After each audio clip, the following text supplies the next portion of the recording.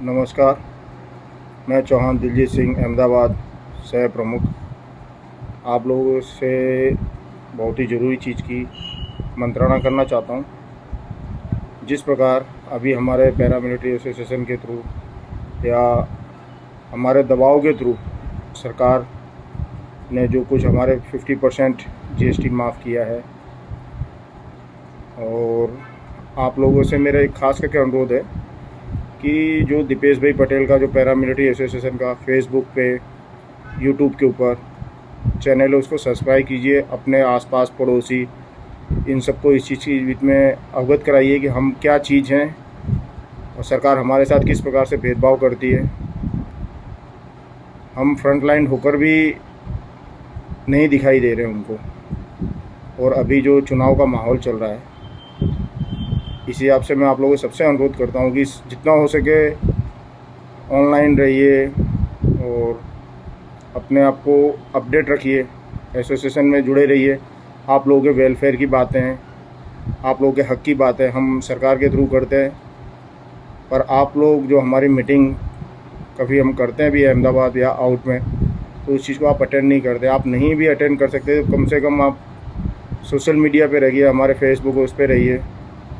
आप लोगों को इस चीज़ का पता लगेगा कि हमें किस चीज़ का हम वेलफेयर दे रहे हैं, किस चीज़ का हमें वेलफेयर मिल रहा है, किस लिए हम लड़ रहे हैं। आज अगर हम नहीं लड़े तो आने वाली जनरेशन को हम कुछ नहीं दे पाएंगे। जो हमारे साथ आज तक जो पिछली सरकार थी, ये सरकार है, हमारे साथ जो भेदभाव किया है, हम किसी सरकार के बरखिलाफ़ नहीं हैं, पर हम अपना हक़ मांग रहे हैं। हम भीख नहीं मांग रहे हैं, हम सिर्फ अपना हक़ मांग रहे हैं। और हक़ के लिए तो सिर्फ एक ही, ये चाहे इतिहास गवाह है कि हक़ के लिए लड़ाई गया है, कभी हक़ किसी ने दिया नहीं है आगे से, हक़ लड़के ही लिया गया है। तो आप लोगों से अनुरोध है कि जो कैंटीन का भी अभी जो 50% हुआ है, जीएसटी माफ़ हुआ है, कैंटीन कार्ड बन रहे हैं।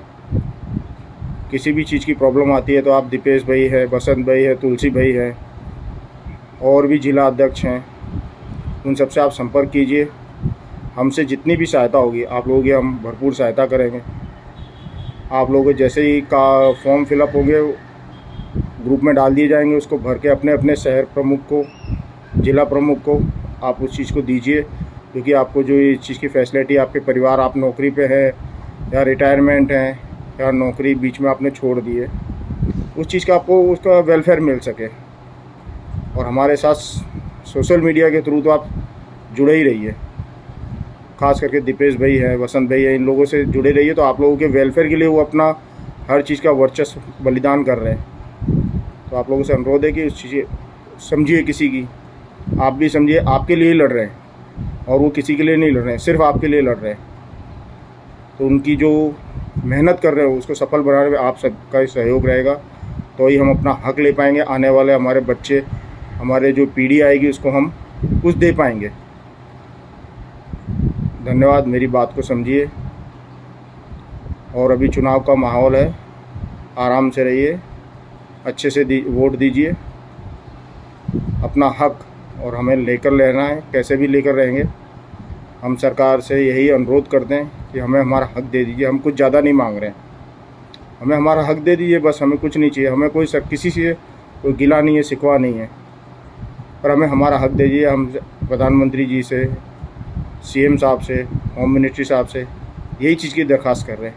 हम होम मिनिस्ट्री के अंदर आते हैं, हम अमित शाह जी से चीज़ को खास करके अनुरोध करते हैं कि आप अगर हमारी बात पहुंचाएंगे तो इतने इतने देश में बड़े काम किए हैं, तो ये भी हो जाएगा। ये कोई बड़ी चीज़ नहीं है, चाहे तो ये एक चुटकी बजा कर ये हमारी प्रॉब्लम सॉल्व कर सकते हैं।